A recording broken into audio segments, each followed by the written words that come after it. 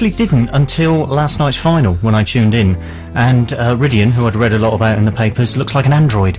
Yes! He seems slightly incapable of emotion, but he's very talented. No, he is very talented. I know what you mean, but it's like Yul Brynner in Westworld. Yeah. You remember when his face comes off at the end and there's just wires and electrodes behind it? You wouldn't be at all surprised if that's what Cowell is doing now in a laboratory with Rydian, trying to figure out why he lost. He wasn't upset. He's tinkering with it. He wasn't upset why he lost because he cannot feel pain. Exactly. I'm not saying he can't feel pain, but he looks like the sort of person who cannot feel pain. He is kind of extraordinary. And then there was the other two, same difference, who I understand, and I didn't see that episode, but I understand that they had been bullied in the past, or the girl had been bullied in the past, and Cowell said something like, "You'll never be bullied again." I thought, well, be careful. If you have to end up substitute teaching, as is highly likely, you'll find those kids can be mean. Can be very, very mean, so do be careful. But anyway, here's the winning song. No, of course not.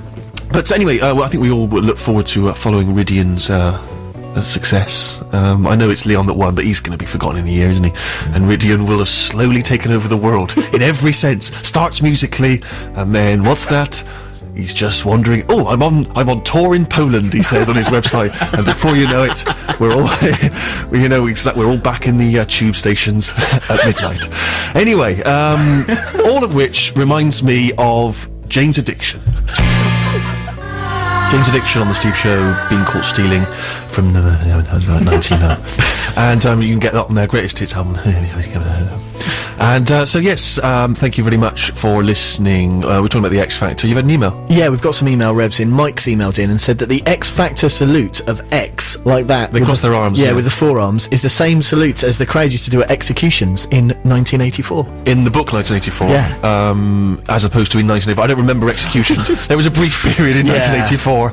I'm not sure what they do in Texas. Thatcher brought back executions for a laugh, for a weekend. Yes, no, I don't doubt. And actually, that sort of fascistic imagery is kind of creeping back. I noticed a still from the Take That concert where the sort of four of them are stood behind plinths in a sort of zip, suits, high-collared suits, and they sort of stood behind the plinths with that little Take That logo, the two T's, one sort of upturned, which through some, you could easily just adjust that into the Nazi insignia.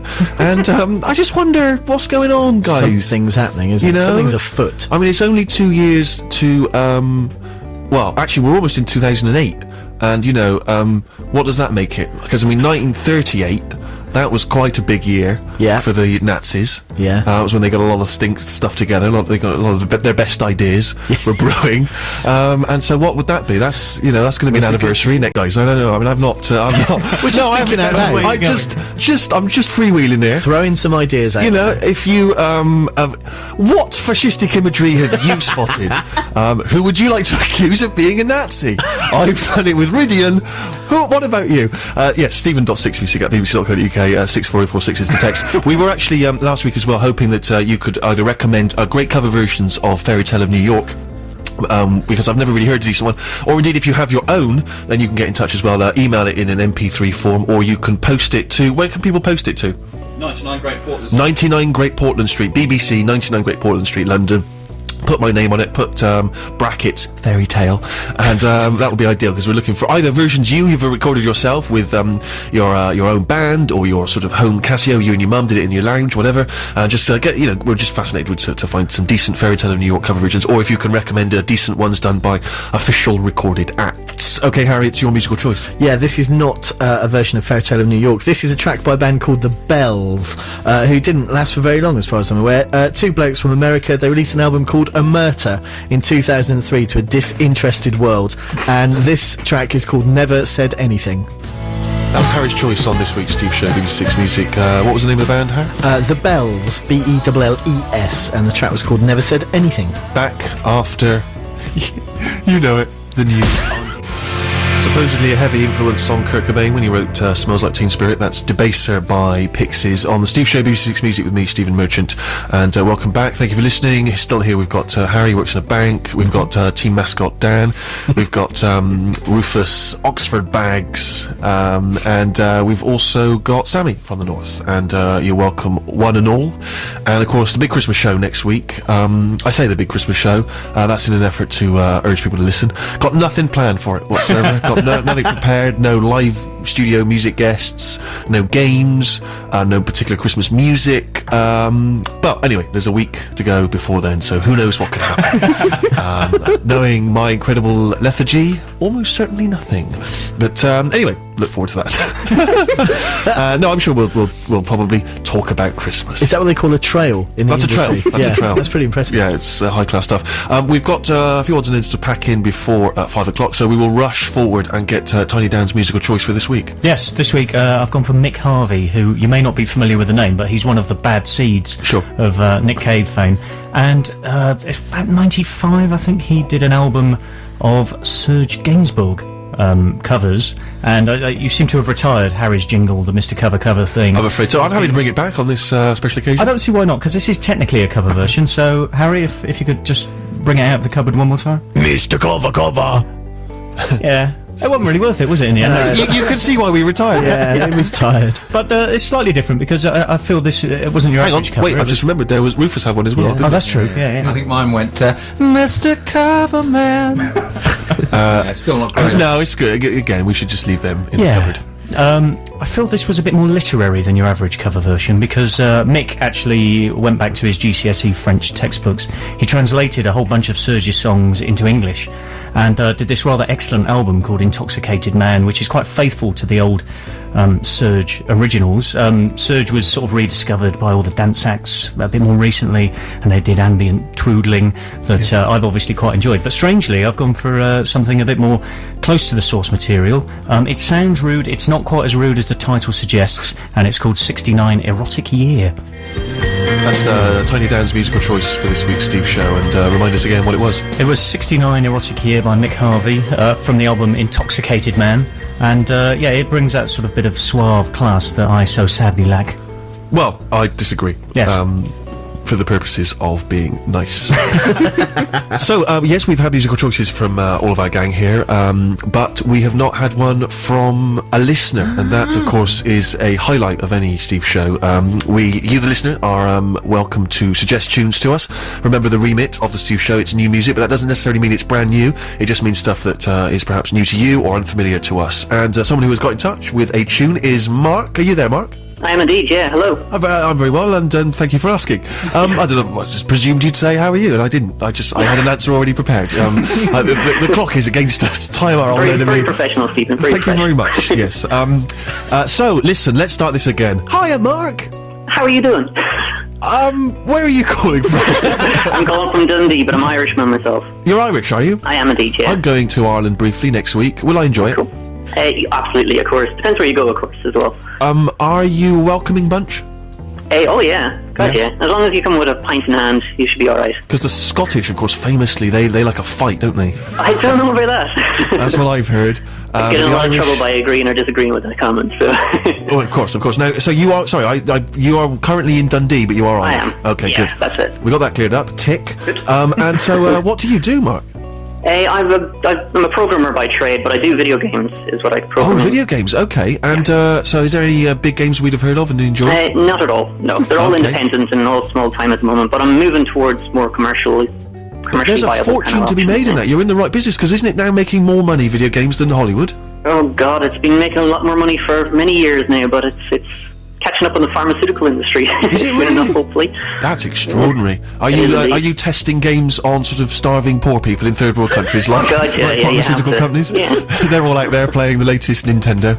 Yeah, you and never know. You never know what that Wii controller can do to you. So, Well, yeah, you get them play it safe. you get them hooked on Wii tennis and then take it away from them again, and they're all forced to sort of survive without it. Well, famously, back in the 80s, Frogger, they designed that by just letting frogs loose across a busy motorway and seeing if they could get to the other side. Really? Yeah, millions were killed. Is that fact? That's fact. That's Steve Show fact. And so, what will you be doing for Christmas, Mark? Well, just enjoying the proper pint of Guinness back home, and you know. Do you checking out look the forward family. to the, There's all these festivities? new arrivals. My sister just had twins, so Oh well, I actually get congratulations. to see the twins finally. That's when I very go good. home. And you're a big new music fan? Yeah, I like all music. Like just recently, I'd say in the last 2 years, I've started to pay more attention to new music, and I've had a good time with it. And been listening to your show, which is always good at highlighting kind of up and coming bands. So Oh, good. Well, it's thank you. I'm glad you enjoyed it. And so, what are you going to recommend for us? It's a band that I've liked now for about 2 years, and I I just think it's nice to actually have them heard on your show. Excellent. I don't think we've played Acoustic Ladyland before. And what tune have you chosen for us? It's Cuts and Lies is the name of the song. It's probably their most radio-friendly song. But to be honest, even if you don't like the song, it's worth checking out some of their other stuff, because it's a bit more metal, actually, I'd say. But they're a jazz band, so hopefully Dan might like a bit of jazz. I think he's a jazz fan, so. Metal. I love it already. At last, the fusion we've all waited for. Jazz metal. Okay, well, let's have a listen. I think Dan's more of a new jazz kind of fan instead of this acoustic jazz, but we'll see. He doesn't like jazz, he likes just silly, twaddly nonsense. It's not jazz. Anyway, let's have a listen. Cuts and Lies by Acoustic Ladyland. Stay there, Mark, as we listen to the tune. No problem. Dan, you love jazz. What do you make of that? I thought it was great. I thought Mark, it was dynamite as well. Thank you so much. I'm off. I'm leaving in a minute. I'm going to go and track that down. Yeah. I love new absolutely. music. I love jazz. It's both. It was great, Mark. I really enjoyed it.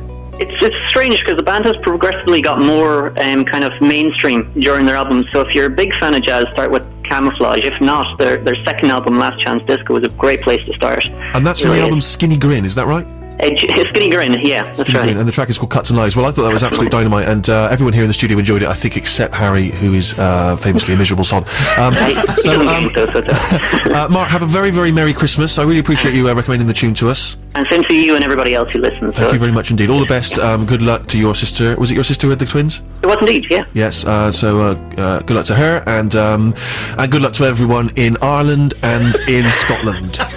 And you know what? England and Wales as well. Why not? Why not? Give them I'll props. pass it on to the rest of them here, so yeah. If you can indeed. All right. Thank you very much indeed, Mark. No problem. Take All the care. best. Little round of applause for Mark. He's done a sterling job there recommending a tune to us, and we've appreciated it. Listen, time, our old enemy, as I mentioned earlier, is almost defeating us in the arm wrestle of life, and so I wanted to take this opportunity because, of course, this is a public service channel to remind people who are perhaps with child or have a child or looking after a child that it's Panto season. And Rufus, you're an actor. Ever done Panto? No, Steve, I haven't. No, not yet. Not been lucky enough. Sammy, Panto? I would love to, but not yet, because then I could fulfil my dream of being a princess. Of course, that's it. That's how you do it. Tiny Dan, ever been a princess? No.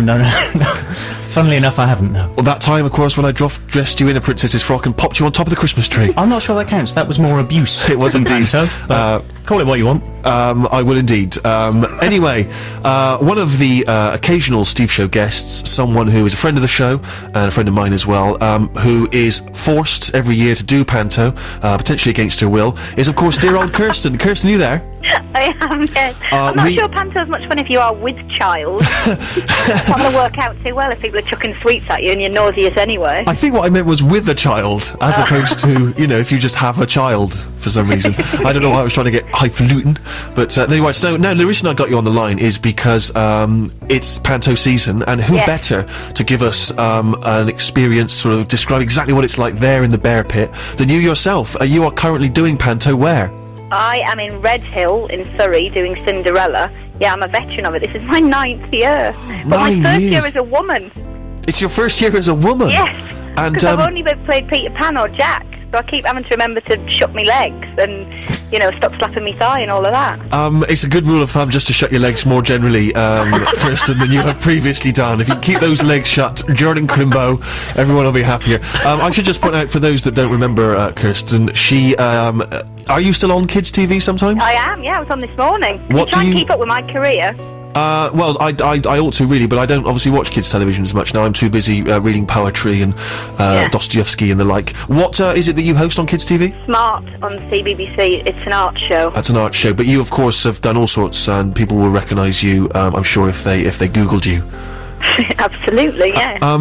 Yes, I remember coming to see you once in Panto. I forget who was in the show with you that year. It's Brian Blessed. I think, Brian Blessed. He was my Hook, and I was Peter Pan. Yeah. And that was you had a wild old time with Brian, didn't you?